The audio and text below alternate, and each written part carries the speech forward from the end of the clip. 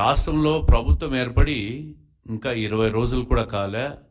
మా నాయకుడు చంద్రబాబు నాయుడు గారు ముఖ్యమంత్రి అయ్యి జూన్ 12వ తేదీ అయితే ఈ రోజుకి 22 రోజులైంది.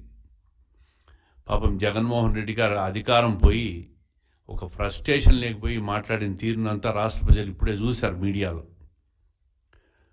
ఒక హత్య ఆరోపణలో కేసుల్లో ఇరుక్కున్న వ్యక్తిని ఈరోజు జైలుకు పోయి చూశాడు. ఆయన 4 సార్లు ఎమ్మెల్యే అయ్యాడంట. ఆయన ఒక విధ్వంసం సృష్టించిన మనిషి పిన్నెల్లి రామకృష్ణారెడ్డి గారు. నేను ఒకటే అడుగుతున్నా జగన్మోహన్ రెడ్డి గారిని, అయ్యా ఈ రామకృష్ణారెడ్డి గారి మీద 307 కేసులు కావచ్చు, ఇతరత్ర కేసుల్లో జైల్లో పోయాడు కదా, ఏ ప్రభుత్వం అధికారంలో ఉన్నప్పుడు ఈయన మీద కేసులు వేసాయని చెప్పి నేను అడుగుతూ ఉంటా. ఎన్నికల కోడ్ అమల్లో ఉండగా దేశవ్యాప్తంగా ఎన్నికలు జరుగుతున్న తరుణంలో ఆయన మీద కేసులు నమోదయ్యా. ఆ రోజు చంద్రబాబు నాయుడు గారు ముఖ్యమంత్రి. చంద్రబాబు నాయుడు గారికి అధికారం వచ్చింది జూన్ 12వ తేదీ ముఖ్యమంత్రి అయితే, అంతకుముందు ఆయన చేసిన విధ్వంసానికి ఎన్నికల కమిషను సుమోటివ్ చర్యలు తీసుకునింది. దాని మీద హైకోర్టుకు పోయాడు, ఈయన సుప్రీంకోర్టుకు పోయినాడు. అన్ని చోట్ల తిరస్కరణకు గురైన తర్వాతే ఈరోజు పోలీసులు అరెస్ట్ చేసి 307 కేసు పెట్టి జైల్లో పెట్టారు. సాక్షాత్తు రాజ్యాంగాన్ని ధ్వంసం చేశాడు పిన్నెల్లి రామకృష్ణారెడ్డి గారు. ఎన్నికల సమయంలో పోలింగ్ బూత్ లేకపోయి పోలింగ్ పెట్టెలను ధ్వంసం చేసిన కేసు రాష్ట్రమే కాదు, దేశమే కాదు, యావత్ ప్రపంచమంతా చూసింది. భారతదేశంలో ఎన్నికలు ఈ విధంగా అధికార పార్టీ నాయకులు చేస్తారా అని చెప్పి రాజ్యాంగాన్ని ధ్వంసం చేశారు మీరు. అటువంటి నాయకుడిని మీరు ఈరోజు జైలుకు పోయి పరామర్శకు పోయి చంద్రబాబు నాయుడు గారిని హెచ్చరిస్తారా? 5 సంవత్సరాలు ఒక విధ్వంస పాలన చేశారు మీరు. ఎన్నికలు జరుగుతున్న సమయం, ఎన్నికల కోడ్ అమల్లో ఉన్న సమయంలో కూడా విధ్వంసం చేసే ప్రయత్నం చేశారు, దొరికిపోయినారు.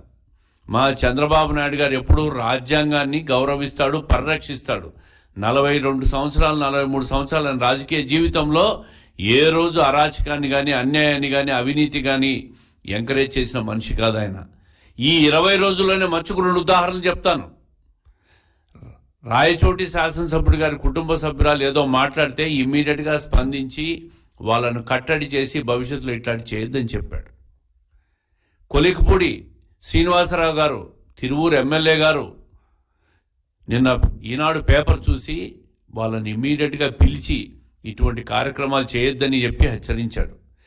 ఎవరైనా సరే తెలుగుదేశం పార్టీలో చట్టాన్ని చేతిలోకి తీసుకొని వ్యవహరిస్తే నేను ఉపేక్షించానని చెప్పి గట్టిగా హెచ్చరిక పంపిన నాయకుడు మా నాయకుడు చంద్రబాబు నాయుడు గారు.